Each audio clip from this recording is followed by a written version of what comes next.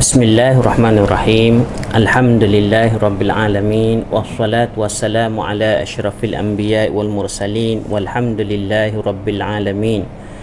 Rabbi shrah li sadri wa yassir li amri wahlul 'uqdatam min lisani yafqahu qawli. Amin. Subhanaka la 'ilma lana illa ma 'allamtana innaka antal alimul hakim. InsyaAllah dalam kesempatan yang ada kita menyambung program dari meja KPM, Ketua Penolong Mufti, Pejabat Mufti Wilayah Persekutuan Labuan. InsyaAllah hari ini kita melihat isu yang sentiasa diperbincangkan, iaitu berkenaan dengan tajuk bid'ah, di mana terdapat satu hadis yang terkenal yang diriwayatkan oleh Al-Imam Al-Bukhari dalam hadis yang panjang berkenaan dengan kisah pengumpulan Al-Quranul Karim daripada an Zaid bin Sabit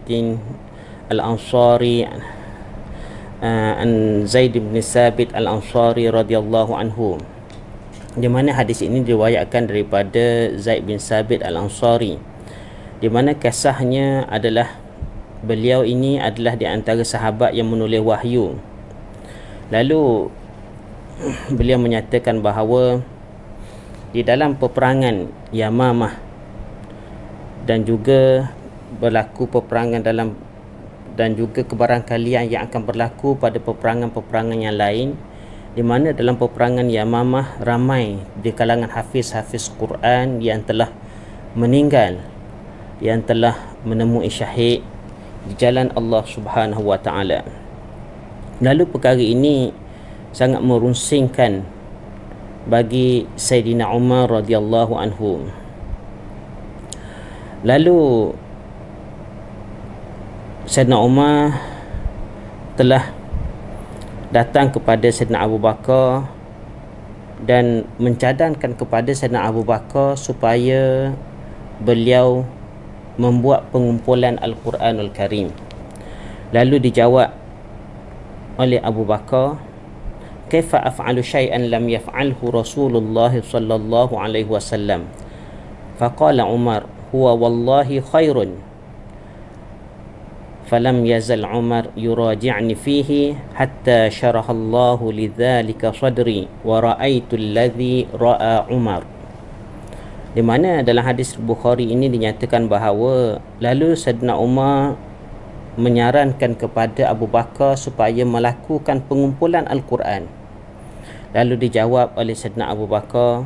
Sayyidina Abu Bakar berkata kepada Sayyidina Umar, "Kaifa af'alu syai'an lam yaf'alhu Rasulullah sallallahu alaihi wasallam?" Bagaimana aku nak buat sesuatu perkara yang tidak pernah dilakukan oleh Nabi sallallahu alaihi wasallam? Maksudnya bid'ah lah. Nabi tak pernah buat kan, bid'ah istilah dia. Jadi sebab bid'ah ini ialah maknanya Abu Bakar tak nak buat lah pada peringkat awalnya, sebab Nabi tak buat. Alasannya adalah Nabi tak buat. Macam mana aku nak buat? Sebab Nabi tak pernah buat perkara yang demikian. Lalu Umar berkata kepada Sayyidina Abu Bakar, "Huwa wallahi khairun."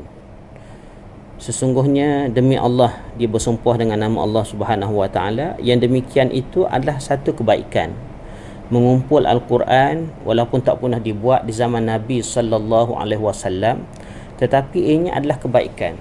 Apatah lagi dibimbangi selepas daripada peperangan Yamamah akan berlaku lagi peperangan-peperangan yang lain, dan semakin ramai penghafaz Al-Quran yang syahid di jalan Allah Subhanahu wa taala.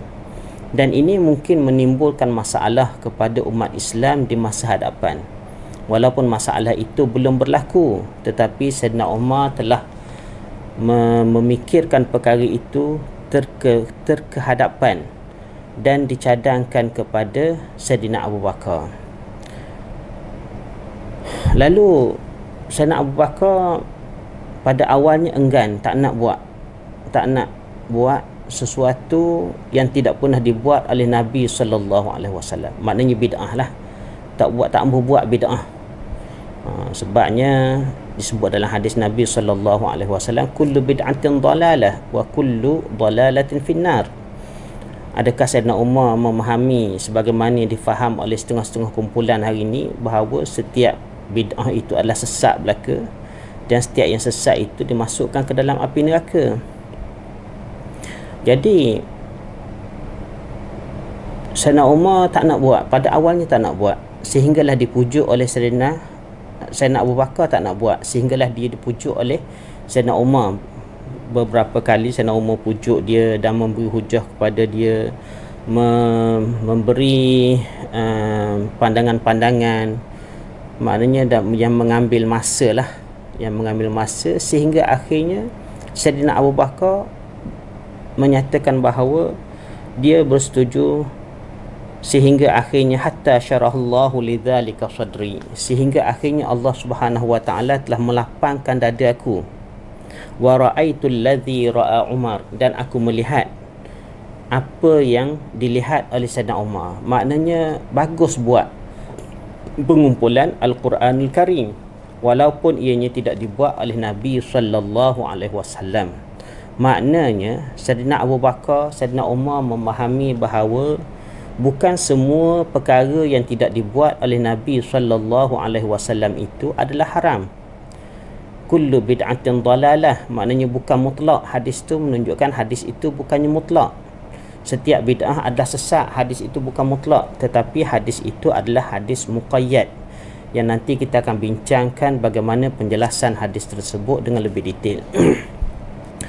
Lalu di sini menunjukkan bahawa para sahabat yang hidup di zaman Nabi sallallahu alaihi wasallam tidak memahami semua perkara yang Nabi tinggal tu tak boleh buat. Sayyidina Abu Bakar setuju untuk mengumpul Al-Quran yang tidak pernah dibuat oleh Nabi sallallahu alaihi wasallam. Mengumpul akan Al-Quran itu ibadat, bukannya maksiat. Dan ada orang membahagikan ibadat itu kepada umum dan khusus. Pembahagian ibadat nak bahagi macam mana pun, untuk kemudahan, untuk kefahaman, untuk pembelajaran, tidak ada masalah. Nak bagi secara umum ke, khusus ke, ibadat ringan ke, ibadat berat ke, ibadat panjang ke, ibadat pendek, ibadat sederhana dan sebagainya, itu tidak ada masalah. Itu perkara ijtihad, itu masalah ahlan wa sahlan, tidak menjadi masalah. Tetapi yang jadi masalah apabila kita menggunakan pembahagian itu untuk menyesatkan orang lain. Ini jadi isu. Sebab di Labuan isu ini timbul. Jadi pembahagian ibadat kepada dua, umum dan khusus, itu adalah satu pembahagian bid'ah. Maknanya kalau ikut formula orang kata bid'ah itu sesat, maknanya kita akan kata pembahagian itu adalah satu bid'ah yang sesat, yang tak pernah diajar oleh Nabi sallallahu alaihi wasallam dan tak pernah diajar oleh para sahabat ridwanullahu taala alaihim ajma'in. Di mana pembahagian pembahagian ibadat kepada dua bahagian, umum dan khusus. Sebab itu kalau ada sesiapa yang pernah berjumpa dengan hadis Nabi, umpamanya Nabi bersabda al-ibadatu naw'an, kan? Al-ibadatu naw'an, al-umum wal khusus, maka boleh tampilkan hadis tersebut sekiranya ada. Tapi setakat kita tahu memang tak ada lah hadis yang seumpama itu, ataupun yang memberi makna seumpama itu, yang membahagikan ibadat itu kepada dua bahagian. Itu adalah satu pembahagian yang sesat, yang tak pernah diajar oleh Nabi sallallahu alaihi wasallam. Bila berhujah, maknanya kita mesti ada dalil yang bersandarkan kepada Al-Quran dan hadis Nabi sallallahu alaihi wasallam. Sebab kalau kita minta dengan orang lain hujah Quran dan hadis, begitulah juga orang lain akan minta dengan kita hujah Quran dan hadis. Bila kamu kata ibadat itu dibahagi kepada dua bahagian, umum dan khusus, maka orang akan tanya mana dalil dia, mana nas Al-Quran dia yang menyatakan bahawa ibadat itu dibahagikan kepada dua bahagian. Namun para sahabat tidak melihat demikian. Para sahabat melihat bahawa ibadat itu keseluruhan. Inna salati wa nusuki wa mahyaya wa mamati lillahi rabbil alamin. Segala perkara itu, inna salati, sembahyangku, wa nusuki, hidup aku, wa mahyaya, hidup segala kegiatan hidup aku, kemudian segala apa yang aku lakukan dalam hidup wa mahyaya wa mamati lillahi rabbil alamin, semata-matanya adalah kerana Allah Subhanahu wa taala. Jadi maknanya semua kita buat dalam perkara hidup ini adalah ibadat kerana Allah Subhanahu wa taala. Apatah lagi bagi Saidina Umar, Saidina Abu Bakar, iaitu pengumpulan Al-Quran, mengumpulkan Al-Quran adalah satu ibadat yang besar. Sebab itu Saidina Abu Bakar pada awalnya enggan, tetapi akhirnya beliau bersetuju kerana ianya ada maslahah. Di sini menunjukkan bahawa walaupun Rasulullah tak buat, tetapi boleh dibuat kerana berdasarkan sebab-sebab ataupun perkara yang dipandang elok oleh ulama. Apatah lagi ini adalah sahabat yang besar, Saidina Abu Bakar dan Saidina Umar. Mereka melihat bahawa ada maslahah. Akhirnya mereka bersetuju bahawa ada maslahah yang besar di dalam pengumpulan Al-Quran yang perlu dilakukan oleh umat Islam. Maka pada ketika itu lalu mereka pun pergi kepada Zaid, mereka pergi kepada Zaid bin Sabit. Lalu mereka pergi kepada Zaid bin Sabit dan Abu Bakar telah memerintahkan Zaid bin Sabit untuk membuat pengumpulan Al-Quran. Lalu dijawab oleh Zaid bin Sabit, qultu, Zaid bin Sabit kata, qultu kaifa taf'alani syai'an lam yaf'alhu an-nabi sallallahu alaihi wasallam, lam yaf'alhu an-nabiy sallallahu alaihi wasallam. Faqala Abu Bakrin huwa wallahi khairun falam azal yuraji'hu hatta syarahallahu sadri lilladhi syarahallahu lahu sadra Abi Bakrin wa Umar. Di mana lalu dia berkata, Zaid bin Sabit berkata, qultu kaifa taf'alani syai'an lam yaf'alhu an-nabiy sallallahu alaihi wasallam. Bagaimana kamu dua orang ni, Abu Bakar dan Umar, hendak membuat sesuatu yang tidak pernah dibuat oleh Nabi sallallahu alaihi wasallam? Maknanya Zaid bin Sabit pun faham ini adalah bid'ah, benda baru. Maknanya adakah dia berpandangan bahawa benda baru itu semuanya sesat? Wallahu alam lah. Ataupun dia maknanya sekadar melontarkan pandangan bahawa Rasulullah tak buat, tak boleh buat. Begitu. Lalu kata kepada Abu Bakar kepadanya, wallahi huwa wallahi khairun, yang demikian itu demi Allah adalah perkara yang baik. Lalu dia terus juga memujuk Zaid bin Sabit sehinggalah dinyatakan di sini hatta syarahallahu sadri lilladzi syarahallahu lahu sadra Abi Bakrin wa Umar. Lalu sehinggalah Allah Subhanahu wa taala melapangkan dada aku sebagaimana Allah Subhanahu wa taala melapangkan dada Abu Bakar dan Umar. Lalu akhirnya dia bersetuju. Maknanya dia faham bahawa tidak semua perkara yang ditinggalkan oleh Nabi sallallahu alaihi wasallam itu adalah haram. Sebab para sahabat tak akan buat satu kerja kalau ianya adalah perkara yang jelas-jelas haram dalam pandangan Islam, dalam pandangan agama. Sebab mereka ini adalah sahabat yang terpilih, bukan calon-calon orang. Abu Bakar, Umar, Zaid bin Sabit, mereka adalah sahabat-sahabat yang hebat. Ulama di kalangan sahabat, pemimpin besar di kalangan sahabat, khalifah di kalangan sahabat.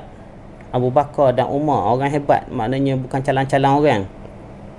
Lalu oleh kerana itulah di sanalah daripada peristiwa inilah dan juga banyak lagi peristiwa-peristiwa yang lain daripada nas-nas yang lain, ulama membuat kesimpulan at-tarku la yadullu ala tahrim, membuat kaedah usul fiqh, iaitu at-tarku, perkara yang ditinggalkan oleh Nabi sallallahu alaihi wasallam, belum tentu ianya menunjukkan perkara itu adalah haram.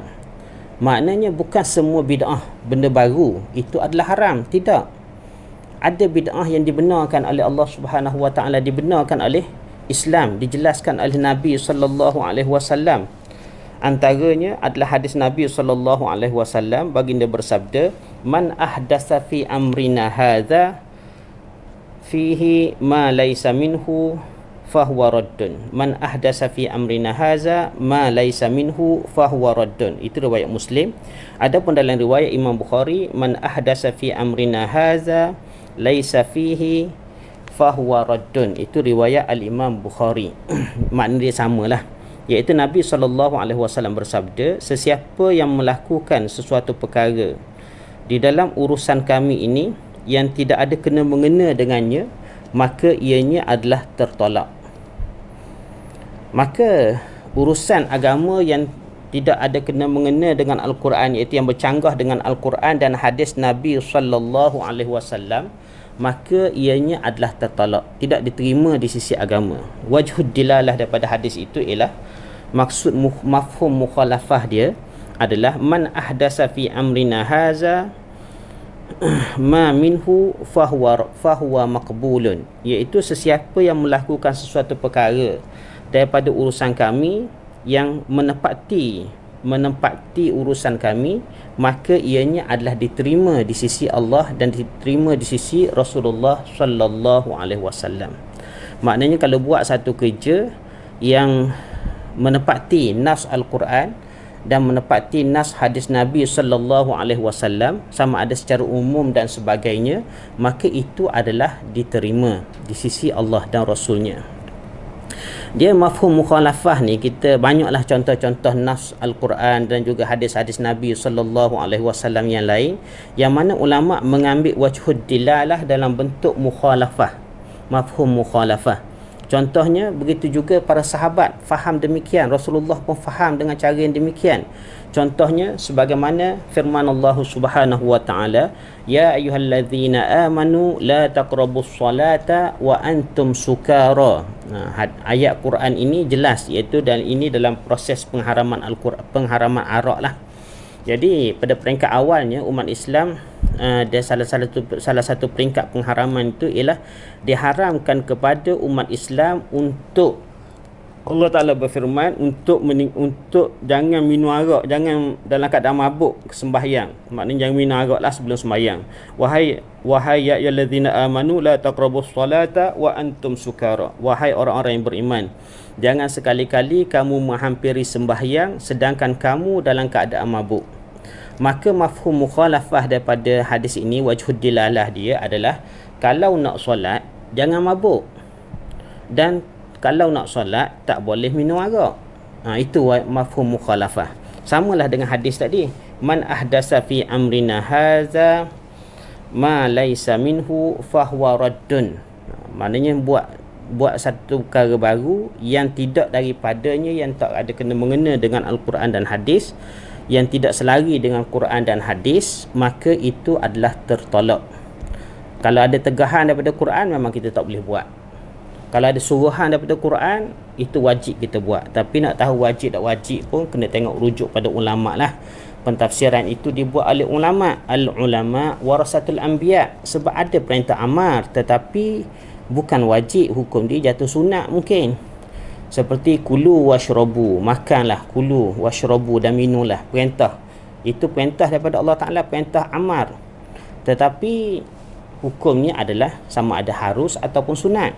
Bergantung pada keadaan. Hukum itu boleh berubah, tetapi nas dia asalnya adalah perintah amar. Lalu begitu juga ketika Zaid bin Sabit diperintahkan oleh Sayyidina Abu Bakar untuk mengumpul wahyu Allah Subhanahu wa taala. Lalu dia kata ini adalah satu kerja yang berat. Zaid bin Sabit menyatakan bahawa ini adalah satu kerja yang berat. Dia kata dia telah mengumpul Al-Quran, fatatabba'il Qur'ana fa'ajma'hu fawallahi law kallafani naqla jabalin minal jibali ma kana athqala alayya mimma amarani bihi min jam'il Quran. Lalu Zaid bin Sabit kata, kalaulah Allah dia buatlah, maknanya fatatabba'il Qur'ana fa'ajma'hu, lalu dia pun ikutlah apa yang diperintahkan kepadanya, lalu dia pun mulalah pengumpulan Al-Quranul Karim. Dan dia berkata, demi Allah, kalaulah diperintahkan kepada aku untuk memindahkan bukit daripada satu tempat kepada satu tempat yang lain, itu adalah lebih ringan berbanding perintah kepadaku untuk mengumpulkan Al-Quran ini. Jadi dia kumpul Quran, tapi sebab dia pun seorang hafiz, walau bagaimanapun setiap satu ayat tu dia akan ambil minta saksi, dua orang saksi sekurang-kurangnya di kalangan sahabat yang mengetahui tentang bagaimana nas itu diturun dan sebagainya. Jadi di sini syahid yang kita nak menceritakan adalah berkenaan dengan perkara yang tidak pernah dilakukan oleh Nabi sallallahu alaihi wasallam. Sebab itu Saidina Abu Bakar pada peringkat awalnya enggan. Saidina Abu Bakar menyatakan, kaifa af'alu syai'an lam yaf'alhu Rasulullah sallallahu alaihi wasallam? Bagaimana aku nak buat satu perkara yang tak pernah dibuat oleh Nabi sallallahu alaihi wasallam? Begitu juga Zaid bin Sabit menyatakan, kaifa taf'alani syai'an lam yaf'alhu an-nabiy sallallahu alaihi wasallam? Di mana dua-dua Zaid bin Sabit berkata kepada Abu Bakar dan Umar, bagaimana kamu berdua nak buat suatu perkara yang tidak pernah dilakukan oleh Nabi sallallahu alaihi wasallam? Lalu dijawab, yang pertama Umar jawab kepada Abu Bakar, huwa wallahi khairun, demi Allah itu adalah perkara yang baik. Begitu juga bila Zaid bin Sabit dijawab oleh Abu Bakar, Abu Bakar menyatakan kepada Zaid bin Sabit, huwa wallahi khairun, yang demikian itu demi Allah adalah satu perkara yang baik. Ini menunjukkan bahawa para sahabat memahami bahawa tidak segala sesuatu yang ditinggalkan oleh Nabi sallallahu alaihi wasallam dalam urusan ibadat itu adalah satu maksiat. Jadi maknanya ini kaedah yang perlu kita faham. Sebabnya tidak semua perkara yang diharamkan itu, perkara yang ditinggalkan itu adalah haram. Rasulullah sallallahu alaihi wasallam banyak meninggalkan perkara untuk keringanan umat dia. Antaranya sebagaimana firman Allah Subhanahu wa taala, ya ayyuhalladzina amanu la tas'alu an asya' in tubdalakum tasukum wa in tas'alu anha hina yunazzalil qur'an tubdalakum afallahu anha wallahu ghafurur rahim. Di mana dalam firman Allah Subhanahu wa taala ni Allah menyatakan bahawa kepada orang-orang beriman supaya jangan tanya banyak perkara, la tas'alu an asya' in tubdalakum tasukum. Jangan kamu tanya Rasulullah sallallahu alaihi wasallam tentang banyak perkara yang mana kalau dijelaskan kepada kamu boleh jadi itu akan menyusahkan kamu. Asbabun nuzul ayat ini adalah tentang seorang lelaki dan Rasulullah. Ketika Rasulullah menyampaikan khutbah, lalu Rasulullah kata, maka hendaklah kamu menunaikan haji, wajib kamu menunaikan haji. Lalu sahabat tu tanya, adakah tiap-tiap tahun wahai Rasulullah? Adakah perlu haji itu tiap-tiap tahun? Rasulullah diam. Jadi bila Rasulullah sebut lagi, dia tanya lagi soalan tu. Lalu akhirnya turunlah ayat ni memberitahu kepada para sahabat bahawa jangan tanya benda yang mungkin kalau turun wahyu selepas daripada tu, kalau wahyu kata wajib haji tiap-tiap tahun, maka itu sudah tentu akan menyusahkan kamu. Jadi oleh kerana itulah nak beritahu bahawa di sana ada perkara yang ditinggalkan oleh Nabi sallallahu alaihi wasallam. Sebab itu kalau dari segi pembahagian semua urusan syariat ini, Nabi bahagikan kepada 3 bahagian yang utama. Nabi bahagikan kepada 3 bahagian yang utama, iaitu apa yang Nabi suruh, ma amartukum bi syai'in fa'tu minhu mastata'tum. Apa yang aku suruh pada kamu, hendaklah kamu buat semampu kamu. Wa ma nahaitukum anhu fantahu. Dan apa yang aku tegah kamu, hendaklah kamu berhenti, jangan buat. Dan di sana ada perkara yang Nabi tinggalkan. Yang ketiga, Nabi tinggalkan, Nabi tak suruh dan Nabi tak buat. Maka yang ketiga ni lah paling banyak sekali dalam apa yang diperintahkan oleh Nabi sallallahu alaihi wasallam. Jadi hadis tentang pembahagian urusan agama ni kepada 3 bahagian itu jelas disebut oleh Nabi sallallahu alaihi wasallam.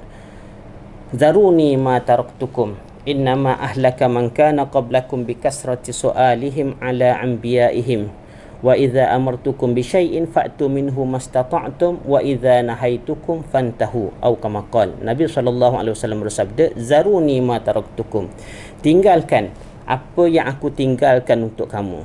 Maksudnya perkara yang Nabi tinggal, Nabi tak suruh dan Nabi tak larang, itu Nabi kata tinggalkan. Maksudnya jangan kamu ambil terlalu ambil urusan dalam perkara tersebut. Sebab kalau ketika wahyu turun, memang sekiranya diwajibkan kepada kamu, itu akan menyusahkan kamu. Maka begitu juga selepas wafatnya Nabi SAW, maka perkara-perkara yang Nabi sebut zaruni ma taraktukum ini, tinggalkan apa yang aku tinggalkan kepada kamu, iaitu satu bahagian yang paling besar di dalam syariat Allah Subhanahu Wa Taala. Sebab perkara yang wajib kita tahu, apa yang wajib, sembahyang 5 waktu, puasa, zakat, haji, tak banyak. Kemudian ada perkara yang diharamkan seperti berzina, berjudi, minum arak dan sebagainya. Tak banyak. Tetapi di sana perkara yang paling banyak adalah apa yang Nabi tak suruh dan apa yang Nabi tak larang. Zaruni ma taraktukum. Nabi kata, tinggalkan kepada aku perkara yang aku tinggalkan kepada kamu. Maka di sini urusan ini selepas wafatnya Nabi SAW adalah terletak di tangan, di bahu-bahu para ulama. Sebab itu Nabi menyebut di dalam hadis, al-ulama'u warasatul anbiya. Ulama' itu adalah pewaris kepada segala nabi-nabi. Bukan seorang nabi, bukan kepada Nabi Muhammad sahaja, bahkan pewaris kepada seluruh nabi-nabi, al-anbiya. Zaman dulu pun macam itulah, ulama' di zaman Bani Israel, mereka menjadi pewaris kepada nabi-nabi mereka.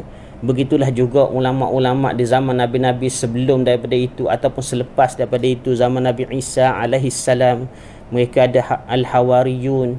Maka begitulah juga di zaman Nabi Muhammad sallallahu alaihi wasallam, ulama' yang menjadi sandaran yang menjadi rujukan kepada umat ini. Sebab itu dalam perkara yang Nabi tak suruh dan Nabi tak larang, macam-macam ada pendapat di kalangan ulama'. Itu biasa, tidak ada masalah. Satu perbuatan, contohnya sembahyang, ada berkenaan dengan zikir-zikir yang tertentu, ada yang disuruh disarankan sampai 30,000, 10,000 kali zikir dibaca dalam keadaan-keadaan tertentu. Sebahagian ulama' memberi pandangan menyatakan itu adalah diharamkan, dan sebahagian ulama' yang lain menyatakan itu adalah dibolehkan. Ini perkara khilafiah, tidak ada masalah, perkara yang biasa di kalangan ulama'. Itu bukan, walaupun itu adalah bid'ah, perkara itu adalah bid'ah, tetapi ada perkara yang bila dibenarkan oleh para ulama', maka bila ulama' berijtihad itu adalah dibolehkan, maka ahlan wa sahlan, itu adalah dibolehkan, boleh buat, tak ada hal. Sebab apa? Sebab al-ulama' warasatul anbiya. Ulama' itu adalah pewaris kepada para nabi-nabi. Ini menunjukkan bahawa tidak semua bid'ah itu adalah sesat, sebagaimana yang difahami oleh Abu Bakar, Umar dan juga Zaid bin Sabit di dalam usaha mereka pengumpulan Al-Quranul Karim. Sebab jelas mereka sebut pada peringkat awal, mereka berkata kepada, bila disuruh kepada mereka untuk melakukan pengumpulan Al-Quran, mereka menyatakan, kaifa af'alu syai'an lam yaf'alhu Rasulullah sallallahu alaihi wasallam. Bagaimana aku nak buat satu perkara yang Rasulullah tak pernah buat? Zaid bin Sabit pun menyatakan, kaifa taf'alani syai'an lam yaf'alhu an-nabiy sallallahu alaihi wasallam. Zaid bin Sabit menyatakan, wahai, bagaimana kamu berdua ni nak buat satu perkara yang tak pernah dibuat oleh Nabi sallallahu alaihi wasallam? Nabi tak pernah buat, tapi kenapa kamu nak buat? Itu menunjukkan kepada kita bahawa apa yang Nabi tak buat itu akhirnya dipersetujui oleh mereka bertiga untuk melakukan pengumpulan Al-Quran. Bahkan dibuat oleh Zaid bin Sabit, membuat pengumpulan Al-Quran tersebut. Ini menunjukkan kepada kita apa yang Nabi tinggal, apa yang Nabi larang itu tak semestinya haram. Adapun yang bid'ah yang haram itu adalah bid'ah yang bercanggah dengan Quran dan hadis.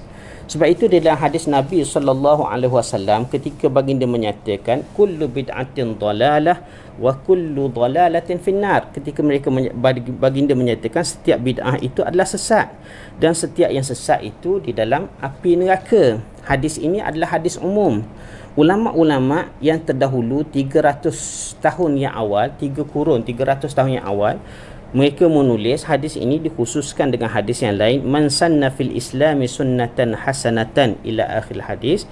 Hadis itu agak panjang, falahu ajruha wa ajru man amila biha duna an yanqusa min ujurihim syai' atau kama qala, di mana Nabi menyatakan hadis itu dikhususkan oleh para ulama dengan sabda Nabi yang lain, siapa yang membuat satu sunnah dalam Islam, sunnah yang baik, lalu mereka akan dapat pahalanya dan juga pahala orang yang buat amalan tersebut. Tidak ada di kalangan ulama yang menyebut tentang adanya bid'ah yang 100%. Semua perkara bid'ah itu adalah sesat dan juga bercanggah dengan tak boleh dibuat langsung. Bila Nabi tak buat, maka hukumnya haram dibuat secara mutlak. Itu tak pun disebut oleh ulama-ulama yang terdahulu. Sebab itu, kalau ada pun maknanya pendapat yang sangat syaz lah. Tapi di kalangan ulama mutaakhirin ada yang menggunakan hujah.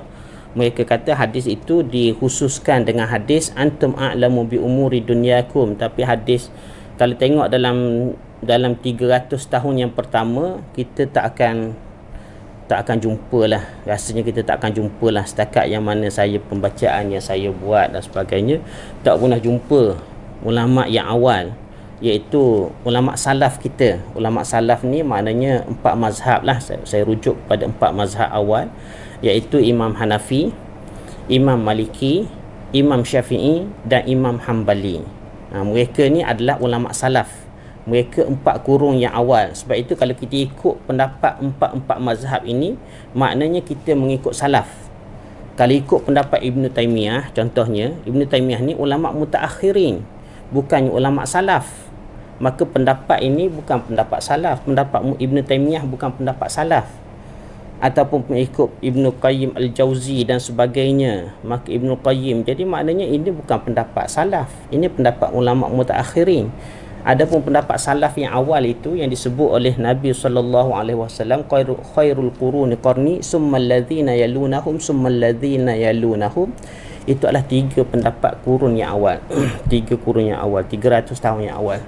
Dan mereka semua mazhab 4 ni semua adalah orang pengikut salaf. Kami umat Islam di Malaysia adalah pengikut salaf. Sebab itu hadis bid'ah ni juga, kullu bid'atin dhalalah wa kullu dhalalatin finnar, ini adalah hadis umum. Dan hadis ini dikhususkan oleh beberapa hadis yang lain. Antaranya kalau kita lihat pada perkataan sesat itu, di mana Nabi SAW dalam satu hadis yang lain, baginda SAW bersabda, taraktu fiikum amrain lan tadillu ma in tamassaktum bihima kitaballah wa sunnati. Aku tinggalkan pada kamu 2 perkara yang mana kamu sekali-kali lan tadillu. Dalam bahasa Arab, orang belajar bahasa Arab mereka tahu makna lan tadillu. Lan ini adalah menafikan, tetapi menafikan untuk masa sekarang dan masa depan. Lil mu'abbad, selama-lamanya. Maknanya kamu sekali-kali tidak akan sesat selama mana kamu berpegang dengan keduanya, iaitu kitab Allah dan sunnah aku.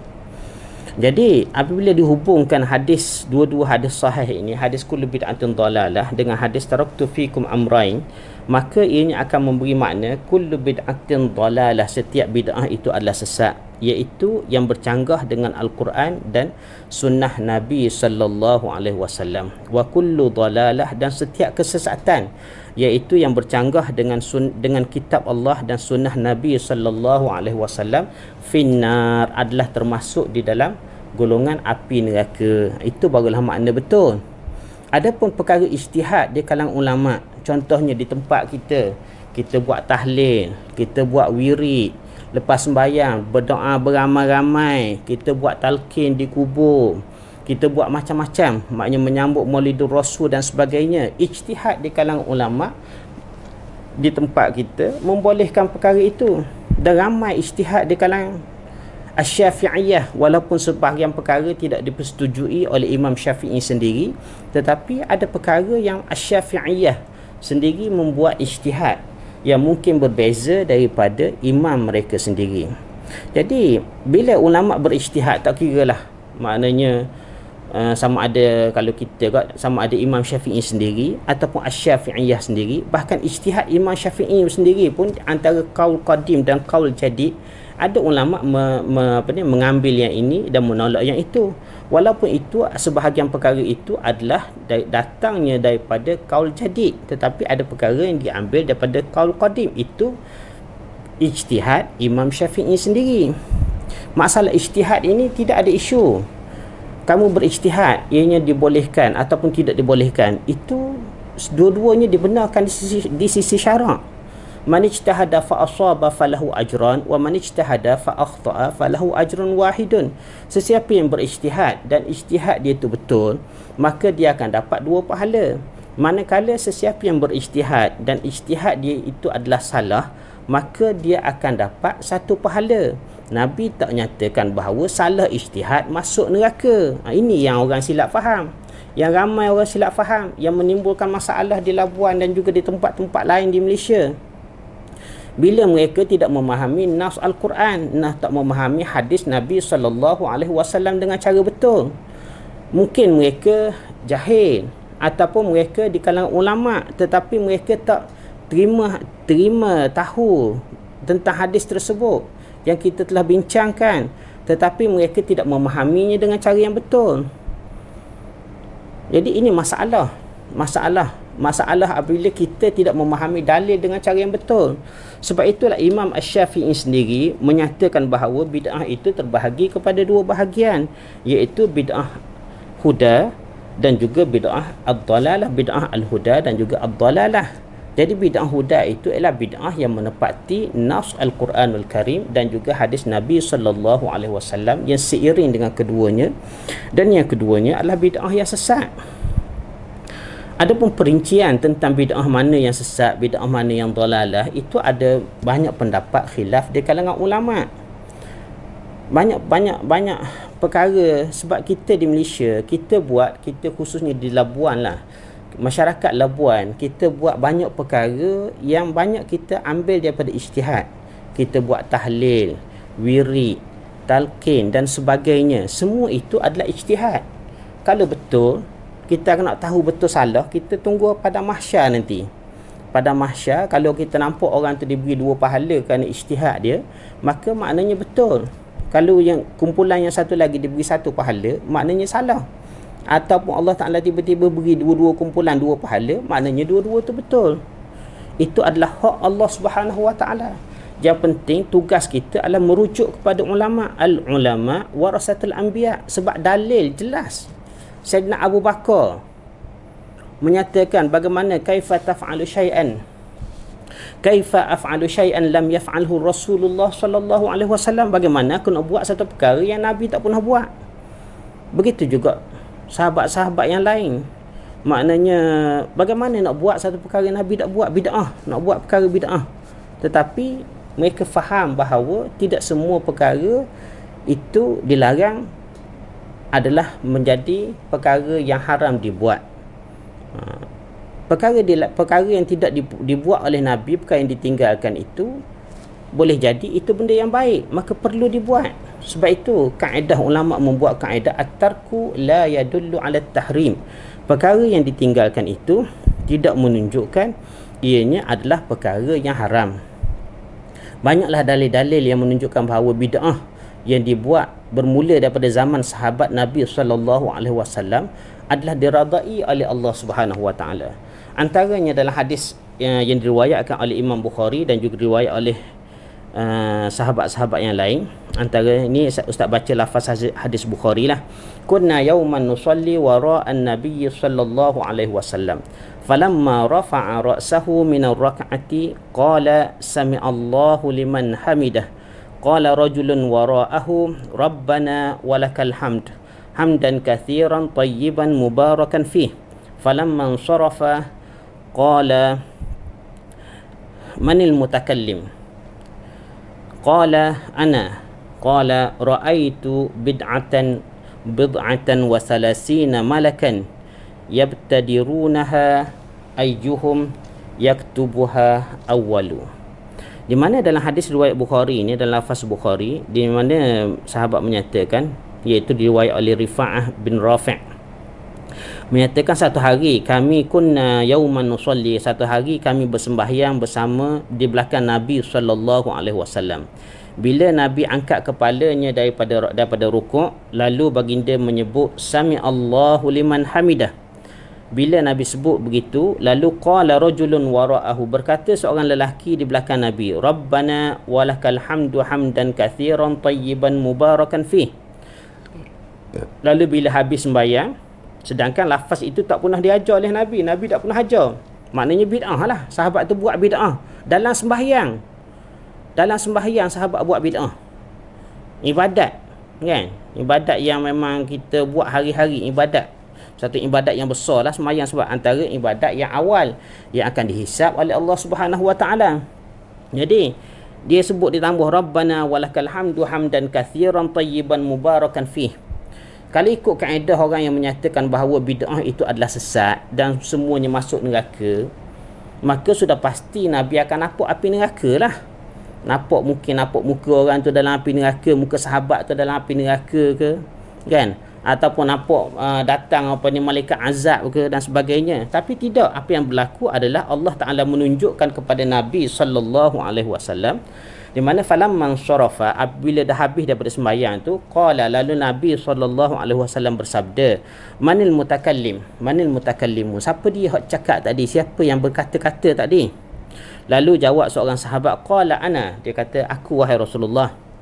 Lalu jawab Nabi sallallahu alaihi wasallam, qala, ini apa yang Allah Taala tunjukkan kepada Nabi daripada bid'ah yang dibuat oleh seorang sahabat baginda, iaitu Nabi menyatakan raaitu bid'atan wa salasina malakan yabtadirunaha ayyuhum yaktubuha awwalu. Di mana Nabi kata aku melihat bid'atan wa salasina malakan. Raaitu bid'atan, aku lihat bid'atan ni adalah bilangan mubham dalam bahasa Arab, iaitu antara bilangan 3 hingga 7. Bid'atu sinin macam dalam Quran tu lah. Fi bid'i sinin. Jadi Nabi kata aku tengok lebih daripada 30 lebih malaikat, maknanya antara 33 hingga 37 orang malaikat berlumba-lumba ayyuhum yaktubuha awwalu, berlumba-lumba nak tulis pahala siapakah di kalangan mereka yang dapat tulis pahala itu lebih awal. Ini menunjukkan kepada kita bahawa bid'ah yang dibuat oleh sahabat itu, walaupun Nabi sallallahu alaihi wasallam tak pernah ajar sepanjang hayat baginda tentang amalan bid'ah tersebut, tetapi dinyatakan kepada Nabi, Allah Ta'ala tunjukkan kepada Nabi bahawa malaikat berebut-rebut nak tulis, kan, maknanya amalan tersebut, pahala amalan tersebut. Ini menunjukkan bahawa Allah Ta'ala beritahu kepada Nabi bahawa Allah Ta'ala redha, Allah Ta'ala suka, Allah Ta'ala memberi pahala. Beri pahala tu maksudnya betul lah. Melainkan dia sebut syaitan, kan, tanduk syaitan contohnya, kan. Jadi syaitan tu nampak syaitan, syaitan yang datang bawa cemeti contohnya, maka barulah orang kata sesat. Tanduk syaitan ke, kaki syaitan ke, tak kira lah, kan, nampak muka syaitan ke, taring syaitan ke, barulah nampak sesat. Tetapi ini nampak malaikat yang berlumba-lumba nak tulis pahala. Ini disebut dalam hadis sahih, hadis riwayat Imam Bukhari. Sebab itulah ulama menyatakan bahawa at-tarku la yadullu ala tahrim, perkara yang Nabi tinggal itu tidak menunjukkan ianya adalah satu perkara yang haram. Tetapi bagaimana nak tahu boleh tak boleh, itu kena rujuk pada ulama. Walaupun kita rasa benda tu baik, tapi kalau ulama kata tak boleh, tak boleh lah. Walaupun kita rasa bagus, contohnya kita nak sembahyang zuhur 10 rakaat, kita rasa bagus sembahyang zuhur, maknanya 4 tu bagus dah, kan, 4 banyak, tapi kalau 10 lagi banyak. Tapi ulama tak akan benar perbuatan tersebut walaupun 10 rakaat sekalipun. Begitu juga tentang sahabat-sahabat Nabi, bila Nabi kata baca lepas sembahyang, baca subhanallah 33 kali, alhamdulillah, Allahu akbar, subhanallah walhamdulillah, la ilaha illallah wallahu akbar. Maknanya biasa dalam hadis sebut subhanallah, alhamdulillah, Allahu akbar 33 kali. Jadi macam mana kita nak dapat bilangan 33 kali? Adakah kita nak guna tangan subhanallah subhanallah subhanallah subhanallah? Betul, kita boleh guna tangan, tak ada hal, tak ada isu. Tetapi Nabi tak pernah buat guna tangan. Adakah kita nak guna batu? Nak bilang nak cukup 33? Nabi tak pernah buat guna batu. Nak guna tasbih 33? Nabi tak pernah guna. Macam mana kita nak dapat angka yang tepat 33 tersebut? Sebab itulah ulama menyatakan bahawa boleh, harus kita nak guna tasbih dan sebagainya yang kita dah memang dah buat dah 33, so senang kita nak bilang. Begitu juga adalah hadis-hadis tertentu Nabi kata bacaan ini sebanyak 100 kali. Jadi kita pun senang kalau kita ada tasbih 100 kali, 100 biji tu senang kita akan dapat melakukan tasbih itu dengan mudah lah, maknanya dengan bilangan sebagaimana yang disebut oleh Nabi SAW. Sebab bila Nabi sebut bilangan ni, Nabi kata 33, maka itu adalah yang terbaik kalau berkaitan dengan bilangan. Kalau Nabi sebut 100, itu adalah yang terbaik. Maknanya walaupun orang tu tasbih 200, 300 pun, tetapi yang terbaiknya adalah 100, sebagaimana yang disebut oleh Nabi SAW. Sebab itu di dalam masalah ijtihad ni, maknanya ijtihad ni perkara yang boleh diterima, tak ada masalah. Betul di sisi Allah Ta'ala 2 pahala, salah di sisi Allah Ta'ala 1 pahala. Kita ijtihad buat talqin, tahlil dan sebagainya sesuai dengan tempat kita, apa yang kita buat. Begitu juga di Saudi sendiri. Di Saudi kalau nak kira bid'ah dengan formula bid'ah, bahawa semua perkara bid'ah yang Nabi tak buat dalam ibadat itu adalah sesat, maka ustaz rasalah bid'ah yang paling besar atas muka bumi, yang paling ramai sekali atas muka bumi adalah depan Kaabah, yang pernah dibuat di hadapan Kaabah sendiri, dan juga di hadapan kubur Rasulullah SAW. Di tepi kubur, iaitu bid'ah paling besar sekali kalau ikut formula ini adalah di Masjidil Haram lah, paling besar sekali bid'ah, iaitu yang dibuat oleh Imam Mekah. Imam Mekah dia ada bid'ah dia, bid'ah yang dia buat dalam sembahyang, iaitu ketika mereka sembahyang tarawih, sembahyang tarawih tu, Imam Mekah ni dia akan baca 30 juzuk dululah, masa sebelum Covid ni, maknanya masa tu boleh kumpul ramai kan. Jadi Imam Mekah ni akan baca 30 juzuk. Jadi bila dia habis yang terakhir tu, qul a'udzu birabbin nas, malikin nas, ilahin nas, min syarril waswasil khannas, alladzi yuwaswisu fi sudurin nas, minal jinnati wan nas, dia pun angkat tangan. Masa tu ustaz pun ada salah seorang lah daripada orang yang buat bid'ah tu, sebab ustaz pun pernah angkat tangan lah masa berdoa, doa yang dikenali sebagai doa khatam Quran yang dibuat oleh Imam Mekah. Ustaz jadi makmum lah, bukan ustaz tak jadi imam kepada di Masjidil Haram, tak ada pun kan.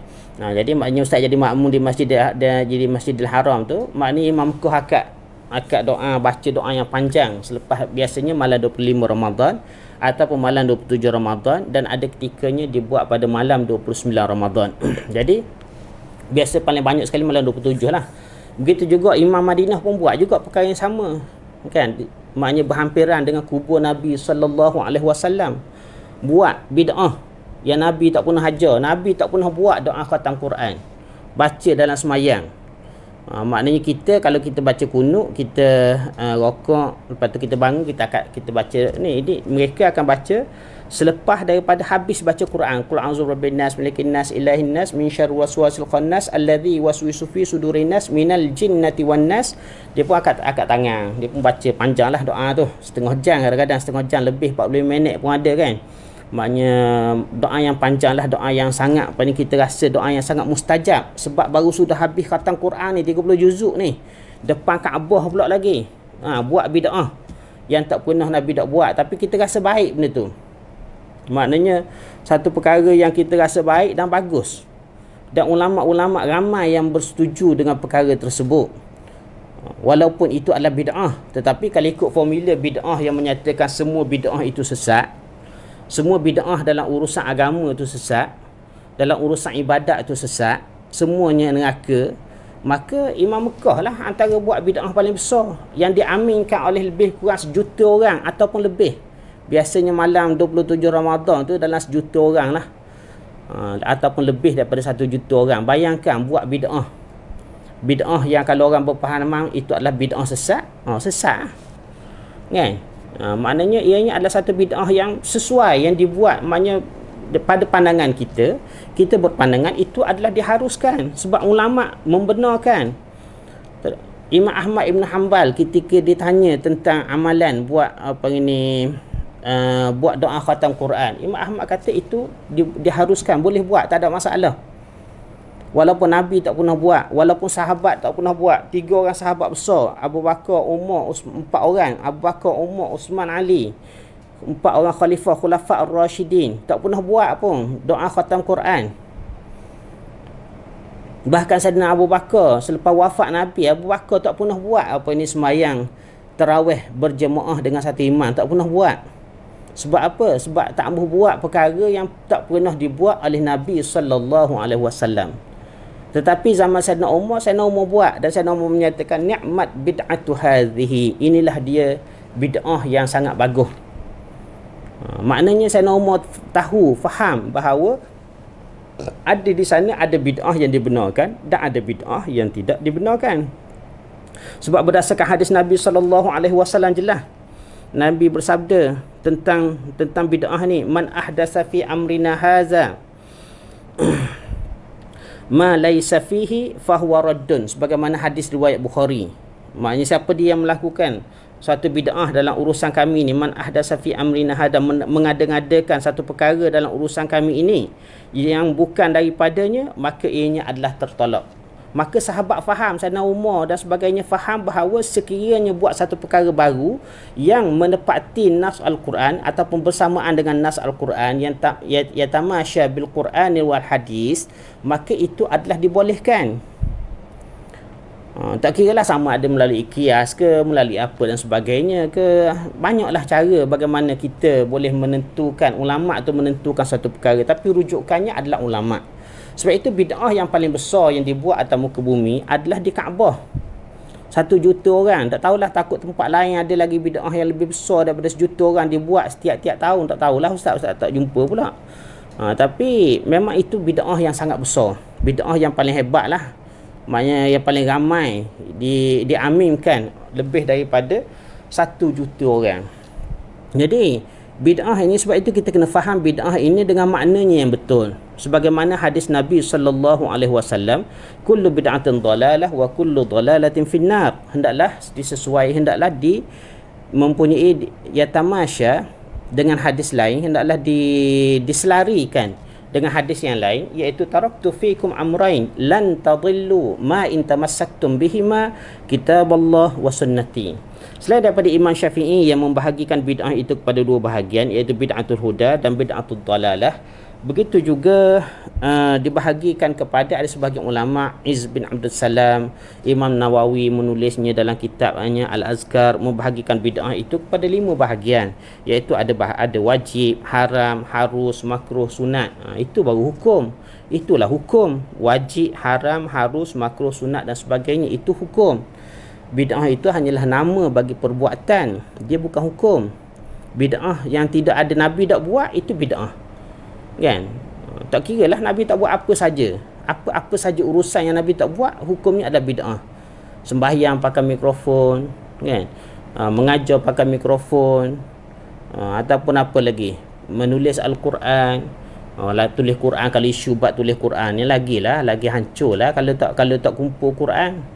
Lepas tu bukan sekadar tak kumpul, tak bubuh baris ikut Quran zaman Rasulullah, kan? Maknanya tanpa titik, tanpa baris. Kemudian tambah lagi letak baris-baris dia, sejarah dia bukan berlaku sekaligus tu, dia berlaku secara berperingkat-peringkat, buat baris, buat titik. Kemudian antara yang terakhirnya adalah sabdu syaddah tu, kan? Sabdu diletak, itu peringkat-peringkat. Kemudian dibahagikan pula hizib kepada 8 bahagian, separuh juzuk dibahagikan semua sekali itu semuanya ijtihad di kalangan ulama ahlan wa sahlan. Siapa dia betul di sisi Allah Subhanahu wa taala dapat 2 pahala. Man ijtahada fa asaba falahu ajran wa man ijtahada fa akhta'a falahu ajrun wahidun. Kalau ulama di Mekah boleh membenarkan bid'ah khatam Quran, apa masalah umat Islam di Malaysia untuk buat bid'ah yang seumpama tahlil, talqin, wirid dan sebagainya? Bahkan ada dalil-dalil yang kita boleh bincang secara spesifik. Sebab itu kita kena rujuk pada nas Al-Quran dan hadis Nabi sallallahu alaihi wasallam. Jangan kita menjadi ulama ataupun ustaz-ustaz yang tak tahu di mana asal usul dia. Tak tahu hadis-hadis Nabi sallallahu alaihi wasallam. Jumpa satu hadis kira ya.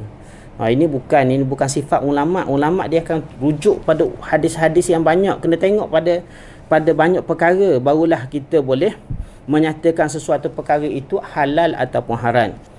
Sebab bersesuaian dengan firman Allah Subhanahu wa taala, wala taqulu lima tasifu alsinatukumul kadhib hadza halalun wa hadza haramun litaftaru 'ala Allahil kadhib. Jangan kamu kata dengan lidah kamu yang dusta itu, ini halal dan ini haram. Senang-senang je. Buat macam ni haram, ini buat haram. Apa Nabi tak pernah buat, bid'ah sesat. Itu adalah dari ungkapan yang keluar daripada lidah yang dusta, yang tidak memahami nafs Al-Quran dan hadis Nabi sallallahu alaihi wasallam, yang mana mereka ini mengharamkan perkara ijtihad, perkara yang dibenarkan oleh Nabi sallallahu alaihi wasallam. Nabi jelas-jelas benar. Man ijtahada fa aswaba falahu ajran wa man ijtahada fa akhta'a falahu ajrun wahidun. Banyak. Sebab itu banyak lagi contoh-contoh bid'ah yang lain yang kita boleh bincangkan berdasarkan nas Al-Quran dan hadis Nabi sallallahu alaihi wasallam yang sangat jelas. Jadi di akhir daripada yang terakhir yang Ustaz nak sebut adalah berkenaan dengan kesimpulan lah. Kesimpulan daripada seluruh perkara yang Ustaz sampaikan jelas kepada kita bahawa tidak semua perkara sebagaimana kaedah usul fiqh, at-tarku la yadullu ala tahrim. Tidak semua perkara yang Nabi tinggalkan itu menunjukkan ianya adalah haram. Kita kena tengok kepada banyak benda. Begitu juga kita kena faham perkara-perkara yang berkaitan dengan umum dan khusus, berkaitan dengan banyak perkara lah yang kita sebelum kita hendak meletakkan sesuatu hukum tentang dalilnya, adakah ianya haram, adakah harus, sunat, makruh dan sebagainya, kena ada ilmu yang banyak, maknanya kena belajar lah. Jangan mudah-mudah maknanya nak menyesatkan orang. Sebab itu adalah perbuatan yang sangat dicela oleh Allah Subhanahu wa taala. Bahkan Allah menyebutnya sebagai alsinatukumul kadhib, lidah kamu yang dusta. Sebab itu jangan kita menjadi golongan yang dusta di hadapan Allah Subhanahu wa taala. Kerana dusta ni pasti jawapannya, dusta kepada Allah itu adalah neraka, sudah pasti jelas. Wala taqulu lima tasifu alsinatukumul kadhib hadza halalun wa hadza haramun litaftaru 'ala Allahil kadhib. Untuk kamu membuat pendustaan ke atas Allah, taftaru 'ala Allahil kadhib. Begitu juga Nabi jelas membahagikan syariat ini kepada 3 bahagian yang sangat besar. Zaruni ma taraktukum, tinggalkan apa yang aku tinggalkan pada kamu. Innama ahlaka man kana qablakum bikasrati su'alihim ala anbiya'ihim wa idza amartukum bi syai'. Dan yang kedua Nabi sebut wa idza amartukum bi syai' fa'tu minhu mastata'tum. Bila aku perintah kamu dengan satu perkara, hendaklah kamu buat perkara itu sekadar kemampuan kamu, sebaik-baik mungkin yang kita mampu. Mastata'tum. Wa idza nahaitukum anhu fantahu. Dan bila aku cegah kamu daripada perkara itu, hendaklah kamu tinggalkan perkara tersebut. Jadi perkara yang sangat besar, iaitu bahagian yang sangat besar, iaitu at-tarku, iaitu zaruni ma taraktukum, bahagian yang Nabi tinggalkan, Nabi tak suruh dan Nabi tak larang. Ini kena rujuk pada ulama lah kita nak buat. Walaupun di kalangan mereka ada berkhilaf, tetapi semua itu tidak akan membawa kepada neraka. Dalam masalah ijtihad, ianya sama ada 2 pahala ataupun 1 pahala. Sebab Nabi sebut jelas-jelas dalam hadis baginda, Nabi menyatakan, man ijtahada fa aswaba falahu ajran wa man ijtahada fa akhta'a falahu ajrun wahidun. Siapa yang berijtihad, ijtihad dia itu betul, dia akan dapat 2 pahala. Kalau ijtihad dia itu salah, maka dia akan dapat 1 pahala. Itu jelas daripada hadis Nabi sallallahu alaihi wasallam. Sebab itu yang masuk neraka, bid'ah sesat yang masuk neraka adalah yang bercanggah dengan Al-Quran dan hadis Nabi sallallahu alaihi wasallam, dan diperakui oleh ulama bahawa benda itu memang sesat, memang bercanggah dengan Quran, bercanggah dengan hadis Nabi sallallahu alaihi wasallam. Itu barulah sesat, itu barulah neraka. Adapun perkara yang tidak, yang menjadi ijtihad dan dalam keadaan apa sekalipun, Nabi kata walaupun disalah sekalipun, dia tetap akan dapat 1 pahala. Salah, Nabi sebut salah.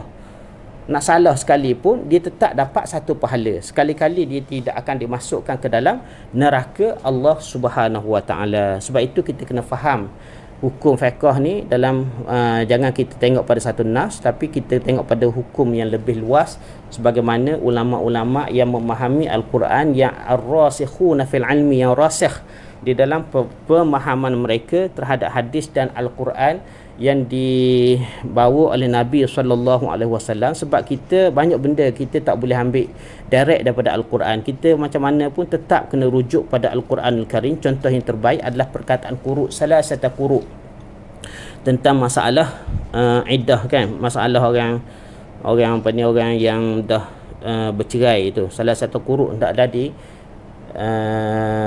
tiga quru'. Apa makna quru'? Itu adalah ulama, tak ada hadis Nabi SAW yang menyebut perkara, yang menjelaskan perkara demikian. Sebab itu kena kembali pada ulama yang disebut oleh Nabi, al-ulama warasatul anbiya. Ulama itu adalah pewaris Nabi, pewaris para nabi. Jadi itulah yang dapat saya sampaikan kali ini. Mudah-mudahan berkebaikan kepada kita di dunia dan di akhirat Allah Subhanahu Wa Taala.